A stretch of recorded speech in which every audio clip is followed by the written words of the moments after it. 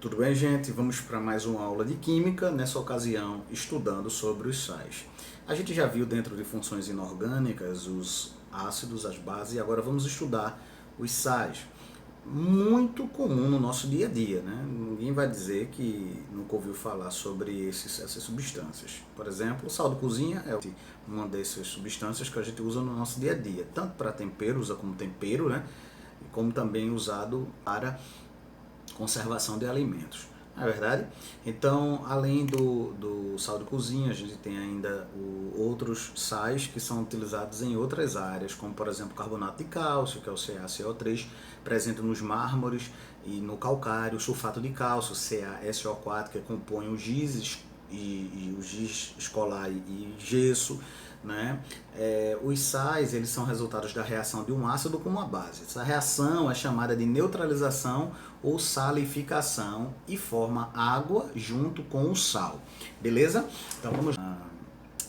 A combinação clássica para o estudo dos sais é exatamente HCl, que é um ácido clorídrico, mais NaOH, que é uma base, que é o hidróxido de sódio. Então, quando a gente mistura o ácido clorídrico com o hidróxido de sódio, né, que é um ácido e uma base, a gente vai formar o NaCl, que é um sal bastante conhecido, né, que é o cloreto de sódio, que é o sal de cozinha. E ainda água, H2O. Beleza, gente? Então, os sais, eles são compostos iônicos, né, que possuem um cátion diferente de H+, e um ânion diferente de OH-, como isso está dentro das classificações, das definições segundo Arrhenius, que também a gente já estudou. Beleza? A reação de neutralização e de salificação, que são reações que resultam na formação dessa função inorgânica específica, que são os sais. É importante que a gente aprenda a classificar e dar nomes a esses sais. E como é, professor, que a gente aprende a classificar e a dar nomes a esses sais? Vou dar umas dicas bem direitinho e a gente, com essas dicas,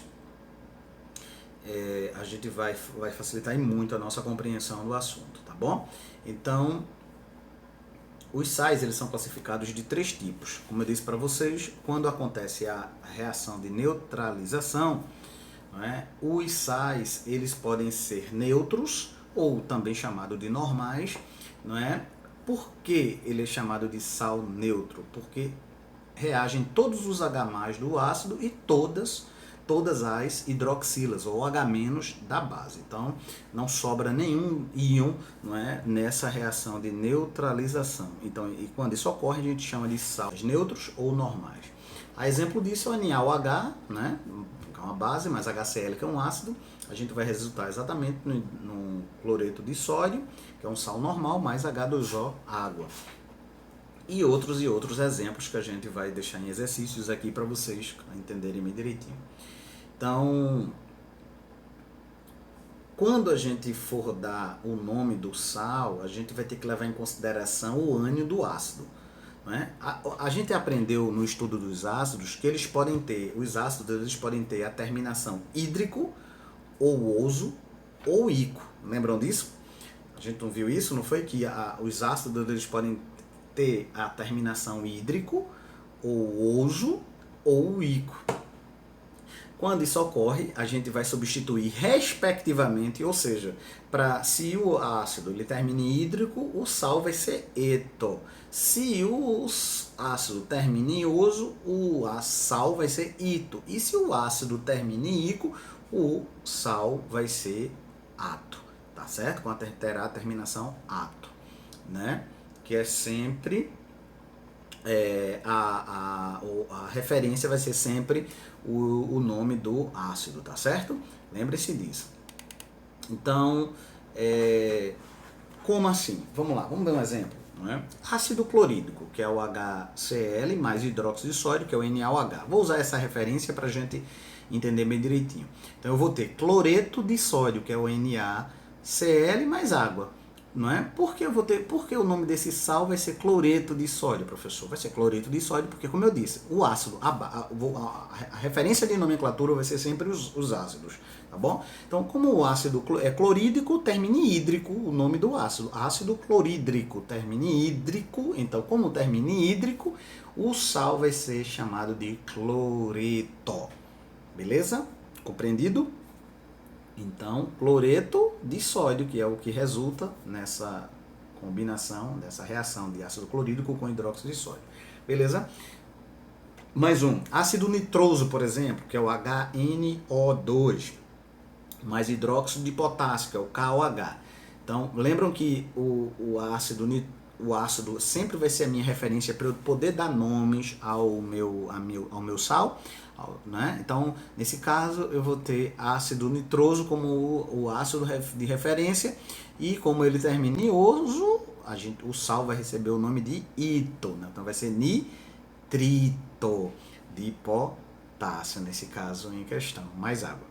Beleza? Vamos ver um outro exemplo. Ácido ortofosfórico, que é o 2H3PO4, né? Mais hidróxido de cálcio, que é uma base, 3CaOH2. Então, vejam bem, se termina o nome dele é ácido ortofosfórico, então termina em ico. Se termina em ico, a gente vai ter um ortofosfato de cálcio, né? Então, assim, gente, é fácil vocês conseguirem fazer essas nomenclaturas. Vamos lá. Uma outra questão são os sais ácidos ou hidrogenossais. Os sais ácidos ou hidrogenossais, a reação de neutralização é parcial. Lembra que eu disse para vocês que as reações elas podem ser totais ou podem ser parciais. Sendo total, não há sobras de íons. E parciais, a gente vai acontecer uma reação de neutralização parcial, porque nem todos os H+ do ácido reagem, então o sal possui em sua estrutura um ou mais hidrogênios ionizáveis oriundos do ácido. Então, nesse caso, a gente vai ter um H+ que não vai reagir, não é? E como é que fica isso? Vamos lá. Eu tenho um NaOH, por exemplo, que é o hidróxido de sódio, mais o H2SO4, que é o ácido sulfúrico.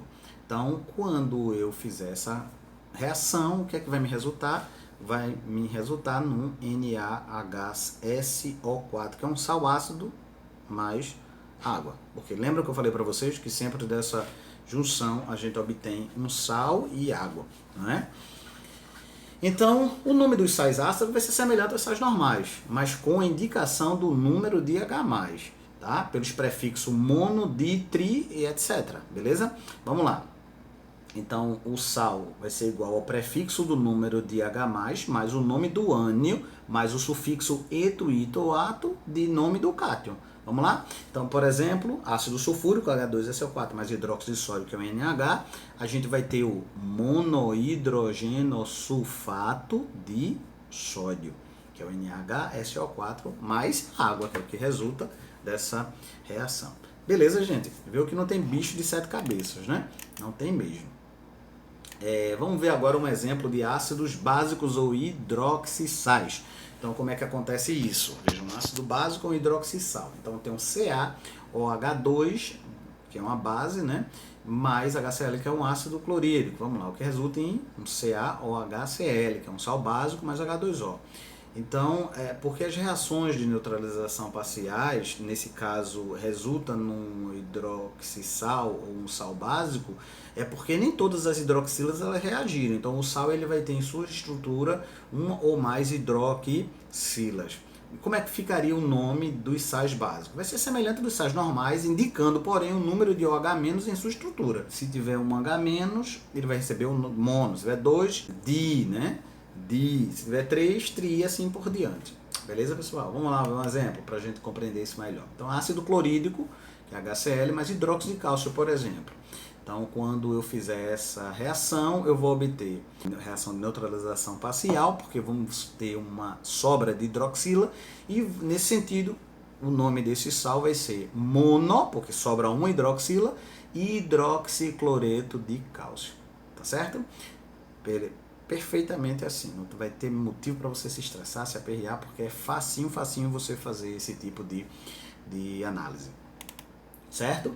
Então, É basicamente isso. Então os sais, eles possuem algumas características e são importantes vocês levarem em consideração isso. Se eu pedir quais são as características dos sais, vocês vão dizer, eles são compostos iônicos, né? Eles têm sabor salgado e quase sempre são venenosos, né? São sólidos e cristalinos, conduzem corrente elétrica em solução, sofrem fusão e ebulição em altas temperaturas e são solúveis em água, com exceções, alguns sulfetos, alguns cloretos, brometos, iodetos, com os cátions Ag de prata, né?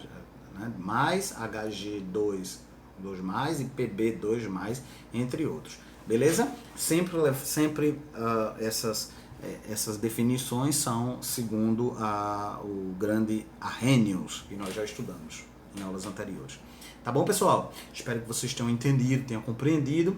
E existe inúmeros sites que vocês podem pesquisar aí na internet. Vocês vão encontrar muitas fontes ricas na internet, beleza? Então, por hoje é só. Muito obrigado pela paciência e pela atenção. E até a próxima aula.